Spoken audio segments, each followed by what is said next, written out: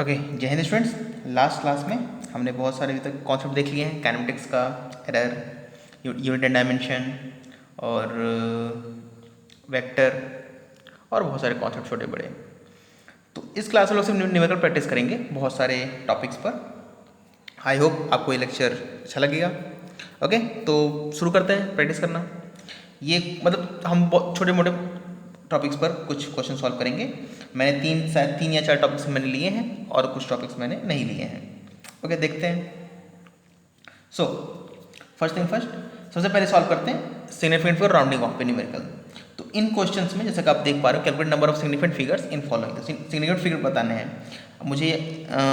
मैंने आपको बताया था, पता नहीं आपको याद होगा या नहीं, कि जब भी ऐसा कुछ होता था तो शायद जैसे कि मैं अगर कोई और नंबर लिखूँ, जैसे मैं एक लिखता हूँ 52,001.00570, इन्हें कहा जाता था सॉरी, इन्हें कहा जाता था लीडिंग जीरोस।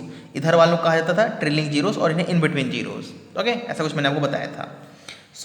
और मैंने बताया था कि जो ट्रेलिंग जीरो होते हैं इनका सिग्निफिकेंस होता है, सॉरी, लीडिंग जीरो का सिग्निफिकेंस होता है, ट्रेलिंग का नहीं होता है, इन बिटवीन का होता है। अब देख लीजिएगा जो कॉन्सेप्ट मैंने बताया था। ओके, सो यहाँ पे ये तो इजी है। इसमें आपके सिग्निफिकेंट फिगर है 3, क्योंकि 7 से तीनों सिग्निफिकेंट है। इसमें है हमारे 2। डेसिमल से पहले जो राइट साइड में जीरो होते हैं, अगर डेसिमल मार्क नहीं है तो ये आपके सिग्निफिकेंट काउंट नहीं होंगे। इसमें 1 2 3 4 5, ऑब्वियसली 2 नॉन जीरो के बीच में जो जीरो आएगा वो सिग्निफिकेंट होगा और काउंट होगा। इसमें 3 डेसिमल भी आया है और लेकिन ये दोनों मतलब 2 नॉन जीरो के बीच में है। अच्छा, यहाँ देखिए, इसमें 3, ये तो क्लियर है। यहाँ देखिए, इसे ध्यान से देखिए, यहाँ पर आपका सिग्निफिकेंट फिगर होगा 3, 2 नहीं 3। क्यों 3? अगर मान लीजिए सिर्फ 65 होता तो ये आंसर होता 2, लेकिन 0.0 आने से ये 3 होगा। ऐसा इसलिए क्योंकि जब ये लिखा है तो आप ये बता रहे हैं कि आपने फर्स्ट प्लेस तक काउंट किया है, लेकिन यहाँ पे आंसर आपका 0 मिला है। और जब सिंपल ये लिखते हैं तब आप ये बताते हैं कि आपने उस प्लेस तक काउंट ही नहीं किया है, तो इसमें 2 होगा और इसमें 3 होगा। ओके, डेसिमल के बाद जो जीरो होते हैं इनका सिग्निफिकेंस होता है। इसमें 2, इसका नहीं होगा सिग्निफिकेंस। इसमें भी 2, इन दोनों सिग्निफिकेंट नहीं होंगे। इसमें 3, ये सिग्निफिकेंट होगा। इसमें 2, इसमें फिर से 3। ये एक छोटा सा पॉइंट, आई होप आपको क्लियर हुआ होगा। Now let's solve the next question. Rounding off, इसे राउंड करना है 2 डिजिट तक। तो देखिए, हमेशा जब काउंट करते हैं तो राइट से काउंट करते हैं, इधर नहीं कि यहाँ से ऐसे काउंट करते 1 2 यहीं पर है, नहीं, 1 2 इस डिजिट तक राउंड ऑफ करना है हमें, यहाँ तक मतलब इसे ड्रॉप करना है। तो ड्रॉपिंग डिजिट अगर 5 से ज़्यादा हो तो ऐड कर लेते हैं 1, नहीं तो अगर 5 से कम हो तो सिंपल ड्रॉप कर लेते हैं। तो ये होगा 57, क्योंकि ये 5 से ज़्यादा है तो इसलिए इसको 1 ऐड कर लिया। 1, अच्छा ये देखिए 2 डिजिट तक था, ये 1 डेसिमल प्लेस तक, मतलब इस डेसिमल प्लेस तक हमें राउंड ऑफ करना है यहाँ पर। तो ये 5 से ज़्यादा है, फिर इसको ऐड कर लेंगे तो ये होगा 567.6। ये भी 1 डेसिमल प्लेस तक, मतलब यहाँ पर राउंड करना है।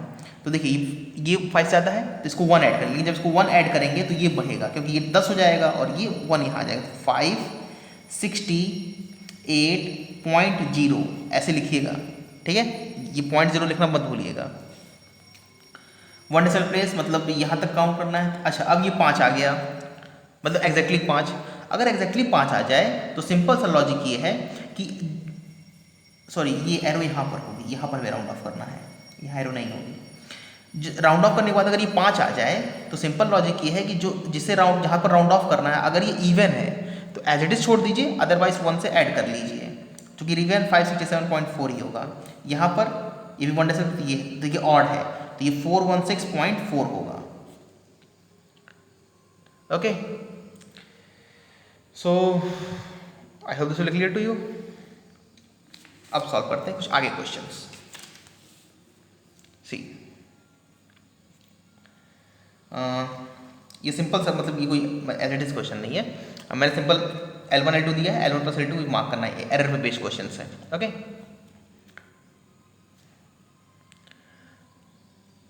ओके, नाउ फर्स्ट पार्ट देखते हैं। तो L1 + L2 सिंपल इजी ही होगा।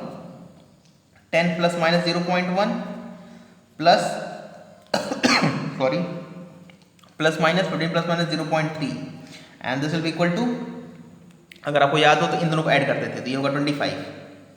और प्लस माइनस 0.4 सेंटीमीटर ऑब्वियसली, ये मत भूलिएगा। नेक्स्ट पार्ट है L1 माइनस L2। तो L1 माइनस L2, L1 है 10 plus minus 0.1 minus 15 plus minus 0.3। Okay, तो यहाँ पर अगर हम इसे सॉल्व करें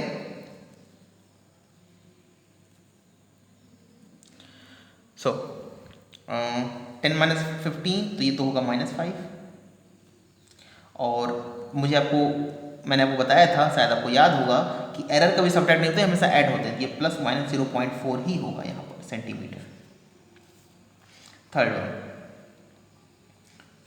L1 इंटू L2, ये थोड़ा सा आपको सॉल्व करना होगा। मैंने बताया था कि इस केस में क्या होता है, आपके रिलेटिव एरर ऐड होते हैं। क्वांटिटी से मल्टीप्लाई रिलेटिव एरर ऐड होंगे, तो मतलब delta L1 L2 upon L1 into L2, this will be equal to delta L1 upon L1। 100 supply कर लेते, नहीं 100 से नहीं करते, रहने देते हैं। Delta L2 by L2। तो अगर मैं इसे सॉल्व करूं तो delta L1 upon L2, L1 into L2 देखिए, तो इन दोनों को मल्टीप्लाई मतलब 150 होगा ये। डेल्टा L1 कितना है 0.1 अपॉन 10 प्लस ये होगा 0.3 अपॉन 15। तो आई थिंक ये आएगा 100 और ये आएगा 50। ओके, अगर मैं इसको मल्टीप्लाई कर दूँ तो डेल्टा L1 और L2 ये आएगा 1.5 प्लस 3, तो this will be equal to 4.5।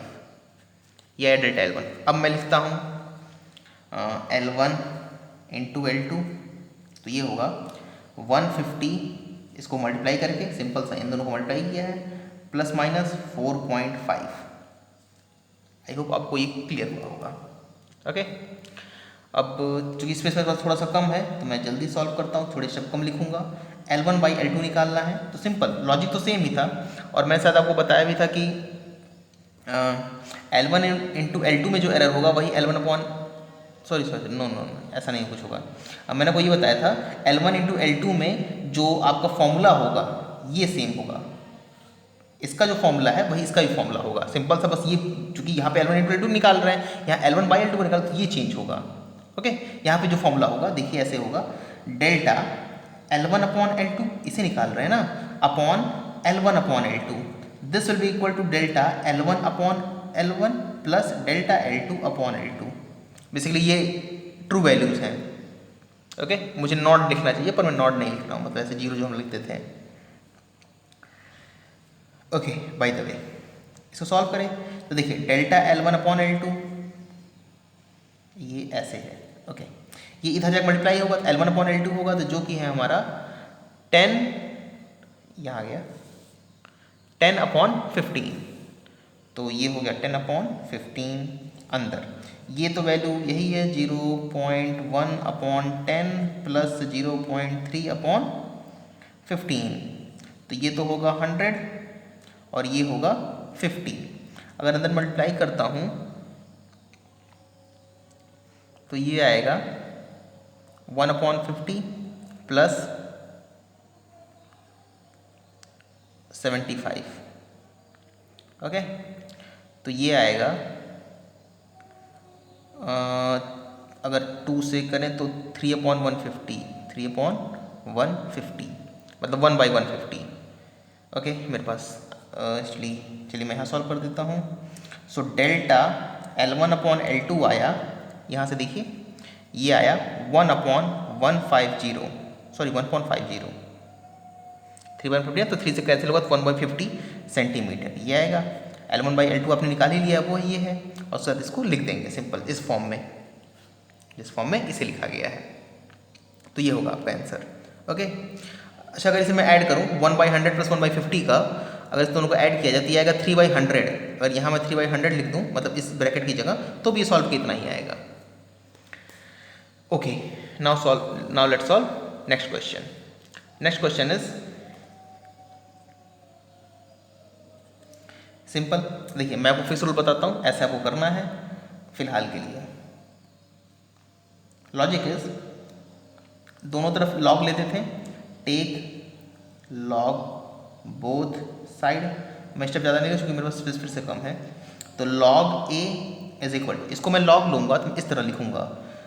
Actually मुझे यहाँ पे 2 स्टेप और लिखनी चाहिए पर मैं नहीं लिख रहा हूँ। ओके, देखिए 2 log x, चूँकि ये लॉग स्क्वायर होता है चूँकि 2 बाहर आ जाएगा, plus log y minus 1/2 log z। ये -1/2 क्योंकि नीचे था, डिवाइड तो माइनस के साथ लिखते हैं, और इसके पावर था अंडर रूट पे, ये कितना power z to the power 1/2, ये बाहर आ गया है। ओके, अब इसको डिफ्रेंशिएट करके, डिफ्रेंशिएट बोथ साइड, और फिर इसको ऐसे लिखते हैं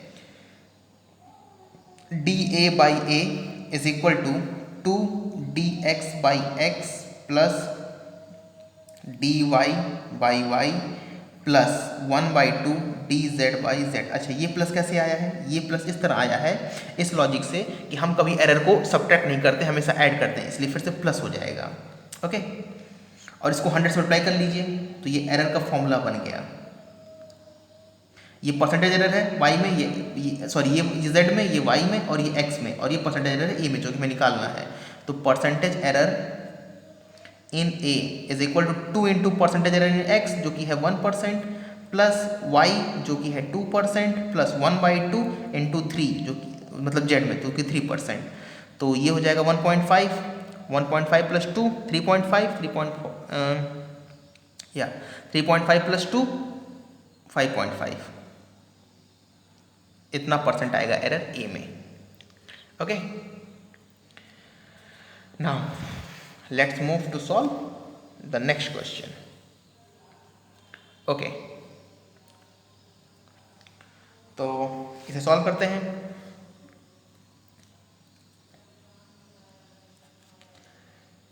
सिंपल सा, कभी भी आप लैब में कैलकुलेट करेंगे तो आपको डाटा कुछ ऐसे मिलता है तो उसको सिंपल ऐसे रिप्रेजेंट नहीं करते हैं, उसको कुछ कैलकुलेट करते हैं। देखिए, मीन वैल्यू निकालेंगे, एब्सोल्यूट एरर निकालेंगे, सब में मीन एब्सोल्यूट एरर निकालेंगे, रिलेटिव एरर निकालेंगे, परसेंटेज एरर निकालेंगे, फिर रिजल्ट को बताएंगे। तो सिंपल सा मैं ऐसे लिखता हूँ। देखिए, सीरियल नंबर 1 2 3 4, 4 रीडिंग है मेरे पास। ओके, ये है जी की वैल्यू और मीटर परसेंट स्क्वायर में लिखा गया है। पहला 10 है, 9.9 है, 9.7 है, 9.6 है। ओके, देखिए जी एवरेज कितना है, मतलब कि ये पूरी मेरी वैल्यूज हैं, तो एग्जैक्ट रीडिंग मैं क्या बताऊंगा, मैं आपको मीन वैल्यू निकालते हैं, मतलब कि एवरेज, मतलब एवरेज वैल्यू या फिर mean value of G, average value of G या मीन वैल्यू ऑफ जी। ये कैसे निकालेंगे? इन चारों को ऐड करेंगे, 4 से डिवाइड कर लेंगे क्योंकि 4 ही क्वांटिटीज़ हैं। तो 10 प्लस 9.9 प्लस 9.7 प्लस 9.6/4। अच्छा, देखते हैं कितना आता है।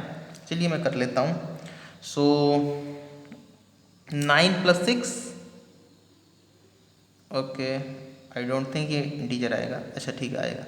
9 प्लस 7 आई थिंक 16, ये 9 प्लस 7 16 होगा ना। 16 प्लस 6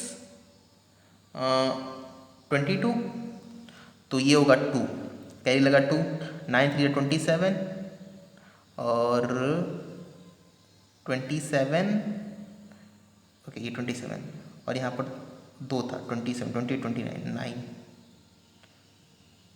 3 और ये बाई 4 इसे डिवाइड करें तो 4 9 जा 36 3 32 9.8 मीटर पर सेकंड स्क्वायर। आप देख लीजिएगा, मैंने मतलब मैनुअली कैलकुलेट किया, तो हो सकता है मैंने कोई गलती की हो।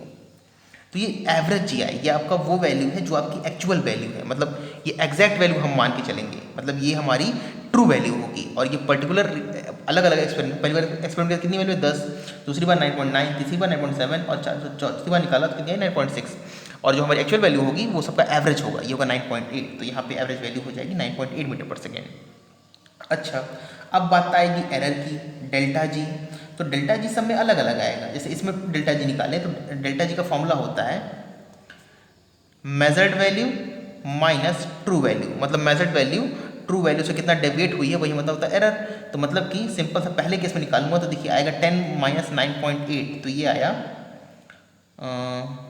0.2। दूसरे केस में सॉरी, हाँ सही तो है, दूसरे केस में 0.1, इस केस में -0.1, अगले केस में 6 7 8 -0.2। इसको क्रॉस चेक आप इस तरह कर सकते, कभी भी इसको पूरा ऐड करेंगे तो जीरो आएगा, इसको ऐड नहीं करते हैं। अब यहाँ पे एक और निकालते हैं, इसे कहते हैं मॉड ऑफ, मतलब मॉड ऑफ डेल्टा जी, मतलब पॉजिटिव लेंगे सबको, ठीक है। ये सब करते हैं 0.2, ये 0.1 सिंपल, 0.1 ये 0.2, तो ये हमारे मेन वैल्यू। अब एब्सोल्यूट एरर, तो सब में एब्सोल्यूट एरर ये हो गया हमारा, ये हो गया सब में absolute error in each reading. अब मीन एब्सोल्यूट एरर मतलब इसका भी मीन निकालिए, तो mean of mod of delta G, या सिंपल आप लिख सकते हैं average of mod of delta G. ये पहले रीडिंग में बस आया है, ये पहले एक्सपेरिमेंट का था, तो simple 0.2 plus 0.1 plus 0.1 plus 0.2 divided by 4, तो 2 2 4 5 6, 0.6/4, तो ये 2, ये 0.3, तो 0.15 मीटर पर सेकेंड, तो ये आ गया हमारा मीन वैल्यू इतना। अच्छा, अब रिलेटिव एरर निकालेंगे, तो रिलेटिव एरर निकालेंगे हम, तो ऐसे आएगा रिलेटिव एरर।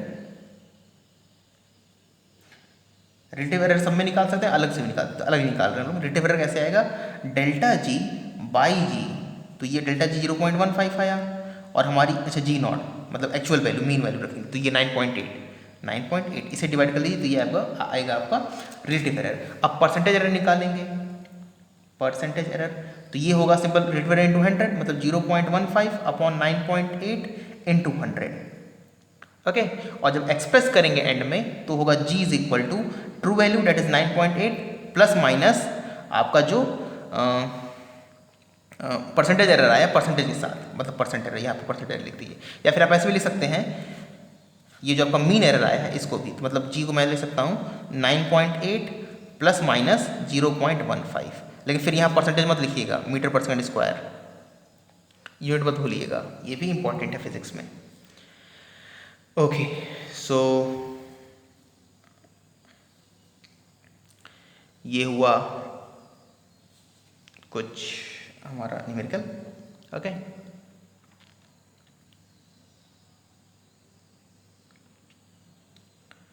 ओके, सो अब देखते हैं एक न्यूमेरिकल काइनेमेटिक्स पर, ओके। एक क्वेश्चन देखते हैं काइनेमेटिक्स का। So simple the question is a motor car starts from rest and accelerates uniformly for 10 seconds to a velocity of 20 meter per second. After that, car runs at a constant speed and is finally brought to rest in 40 meter with a constant deceleration. Total distance covered is 640 meter. Find the value of acceleration, retardation जो कि deceleration था, and total time taken. Simple, इस motion के 3 part हैं। देखिए, सबसे पहले initially car जो थी यहाँ से मान लेते हैं यहाँ तक यूनिफॉर्म मतलब एक्सेलरेट की है, फिर डी एक्सेलरेट की है, फिर यहाँ पर सॉरी यहाँ से यहाँ तक एक्सेलरेशन हुआ है। यहाँ पर स्पीड कितनी थी इस कार की, ये थी 0, यहाँ पर 10 सेकेंड तक फाइनल वेलोसिटी मिल गई है 20 मीटर पर सेकेंड, यहाँ पर इसकी स्पीड हो गई है 20 मीटर पर सेकेंड, ओके। और ये फिर कॉन्स्टेंट चली है कॉन्स्टेंटली, और मतलब यहाँ भी इसकी स्पीड कितनी है 20 मीटर पर सेकेंड, और फिर ये 40 मीटर चलने के बाद फाइनली ब्रॉट टू रेस्ट, यहाँ पर फिर से इसकी स्पीड 0 हो गई है, 0 मीटर पर सेकेंड, ओके। तो ये कुछ इसका मोशन है। यहाँ से यहाँ तक देखिए वेलोसिटी इंक्रीज की है, फिर कांस्टेंट रही है, फिर डिक्रीज की है। एक्सेलरेशन है, कांस्टेंट मोशन मतलब यूनिफॉर्म मोशन है, वेलोसिटी कांस्टेंट है, और यहाँ से यहाँ तक रिटार्डेशन है मतलब डी एक्सेलरेशन है, स्पीड डिक्रीज, आपकी वेलोसिटी और स्पीड डिक्रीज हो रही है। सो अच्छा, टोटल डिस्टेंस जो कवर्ड है वो तो 640 मीटर, मतलब और यहाँ से यहाँ तक 40 मीटर दिया हुआ है, मतलब ये होगा हमारा 600 मीटर।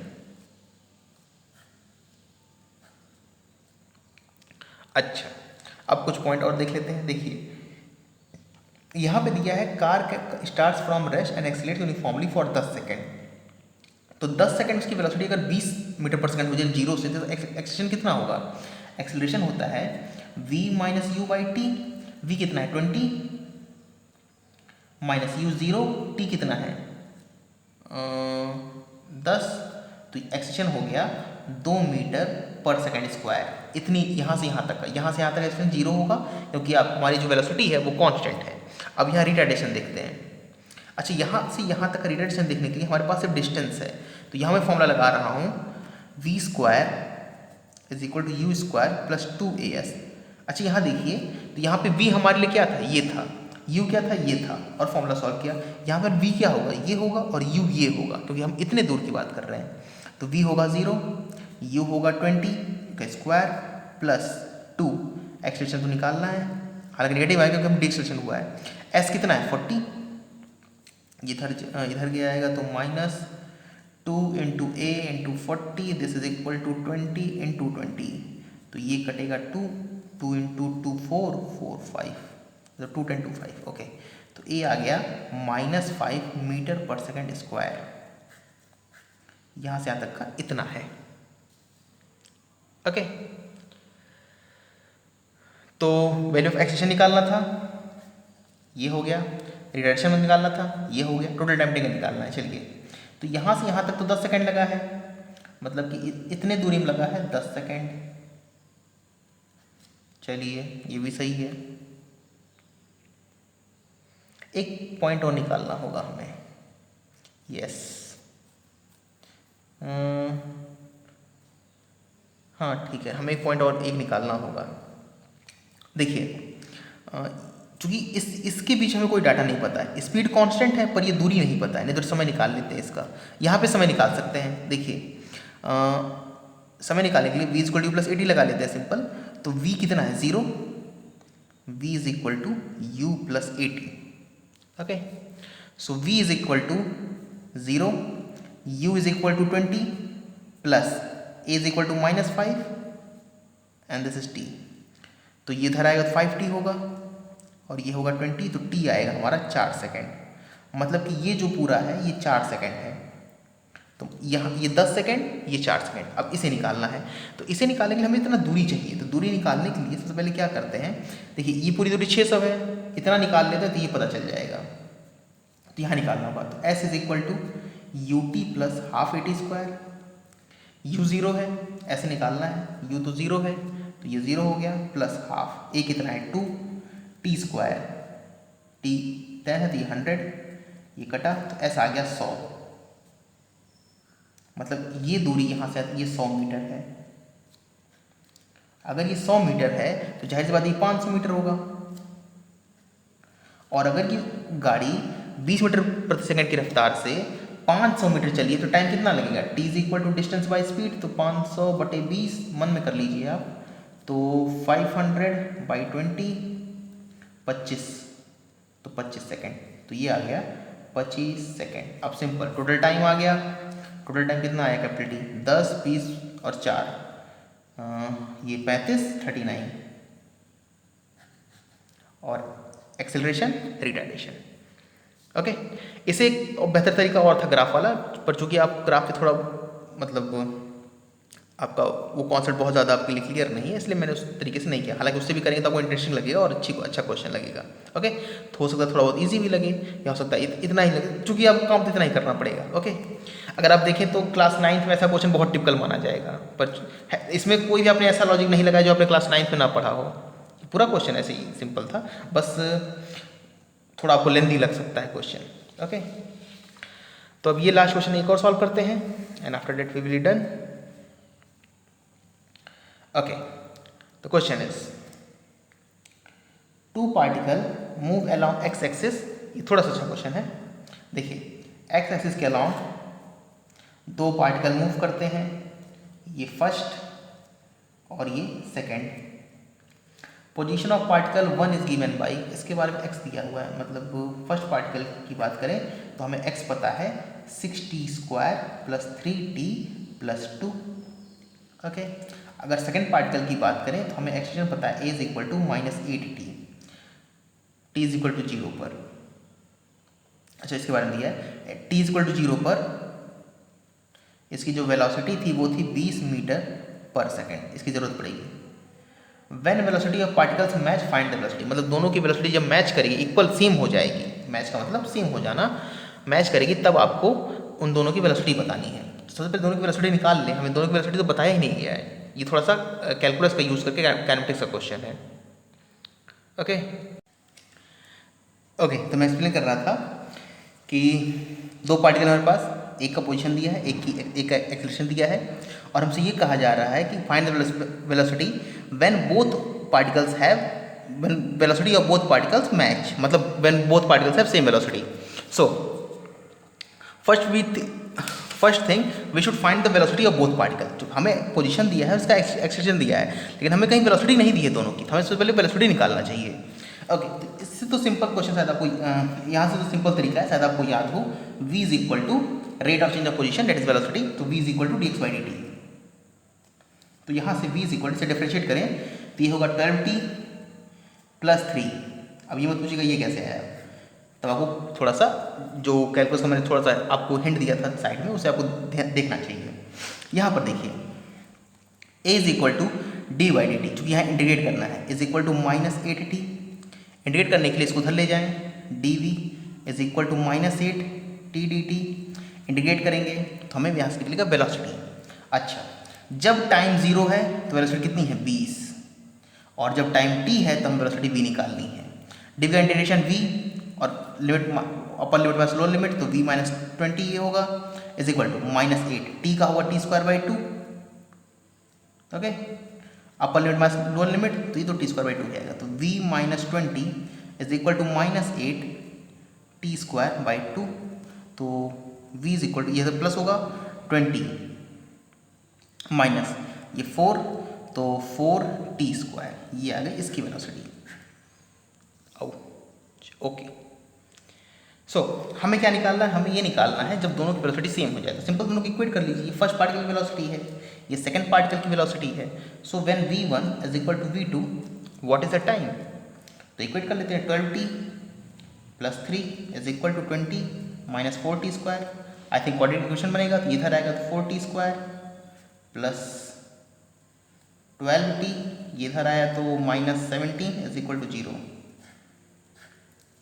सो यहाँ से अगर मैं 13, ओके, तो यहाँ से मैं t निकालना है बेसिकली, तो मुझे लग रहा है यहाँ से इसका कोई अच्छा रूट आएगा। चलिए सॉल्व करते हैं। t is equal to -p, तो -12 प्लस माइनस b² 144, माइनस मतलब प्लस होगा क्योंकि यहाँ पे माइनस है, तो 4 4 16, 16 to 17, 256 प्लस 16, सो 272 यहाँ होगा, और नीचे 2 तो ये 8 होगा, तो -12 प्लस माइनस 4 5 6 7 प्लस 4 11 2 1 3 1 4 4 116/8। तो इसको सॉल्व करें सिंपल, तो यहाँ से आपकी t की वैल्यू आएगी, दोनों पॉजिटिव आएगी, तो यहाँ से भी दो वैल्यू आएगी, दोनों पॉजिटिव आएगी और दोनों वेलोसिटी सेम होगी। तो सिंपल जो भी t की वैल्यू आए उसे किसी इक्वेशन में इन दोनों में से पुट करके आप v1 या v2 निकालेंगे, दोनों सेम ही आएगा, मतलब v1 से निकालें या v2 से निकालें आपका वैल्यू सेम आएगा, क्योंकि हमने इक्वेट करके ही t निकाला है। ओके, सो ये थे कुछ क्वेश्चंस, और वीडियो थोड़ा सा लंबा हो रहा है actually, I have also something to do, so तो यहाँ तक रहने देते हैं। लेकिन मैं आपको सजेस्ट करूँगा आप वेक्टर के कुछ क्वेश्चंस और पैरेलल मैथड से जुड़े कुछ क्वेश्चन सॉल्व कर लीजिए। Okay, that will be helpful for you in the exam. Okay, so that's all for today, thank you.